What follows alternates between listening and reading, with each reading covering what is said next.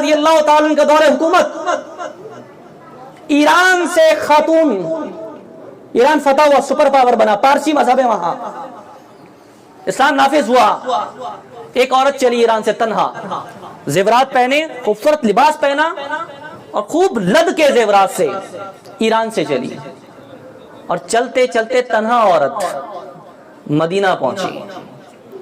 مدینہ پہنچ کر لوگوں سے پوچھتی ہے امیر المومنین تمہارے کون ہیں؟ لوگوں نے بتایا ہمارے امیر عمر الفاروق رضی اللہ تعالیٰ عنہ۔ کہاں ہیں؟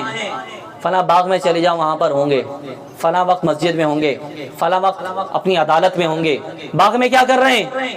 جی باغ میں وہ مزدوری کرتے ہیں، باغبانی کر کے اپنا گزر اوقات کرتے ہیں، باغبانی بھی کرتے ہیں، باغ میں ہوں گے، جب کام ہو جائے تو آرام کرتے ہیں۔ وہ عورت چلی گئی، دیکھا عمر فاروق رضی اللہ تعالیٰ عنہ سادہ سی زمین کے اوپر لیٹے ہوئے ہیں، آرام فرما رہے ہیں۔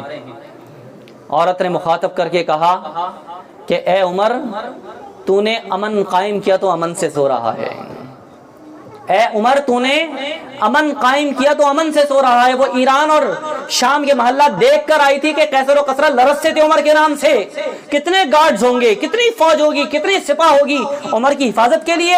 اس نے حیران ہو کر دیکھا کہ وہ تنہا سر زمین سو رہا ہے بے فکر ہو کر، تو کہا امن و امینا، اے عمر تو نے امن قائم کیا زمین پر تو اللہ نے تجھے امن عطا کر دیا ہے۔ عمر فاروق نے آواز سنی تو آنکھ کھل گئی، دیکھا ایک عورت سامنے کھڑی ہے اور زیورات سے لدی ہوئی ہے۔ کہا تم کون ہو اور کیسے آنا ہوا؟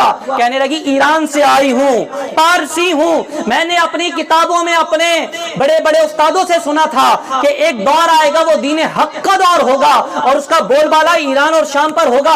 اس کی پہچان کیا ہوگی؟ اس کی پہچان یہ ہوگی کہ اس کے غلام ایسے ہوں گے کہ ایک عورت اگر ایران سے چلے اور مدینہ چلی آئے تو ان کے آقا محمد مصطفیٰ نے فرمایا کہ کوئی اس پر نگاہ اٹھانے والا نہ ہوگا۔ اے عمر، میں اس نبی کی حدیث کو پرکھنے کے لیے چلی تھی اور خدا کی قسم تو نے اپنے نبی کی حدیث کو سچ کر دکھایا۔ پڑھا کلمہ مجھے بھی لا الہ الا اللہ محمد رسول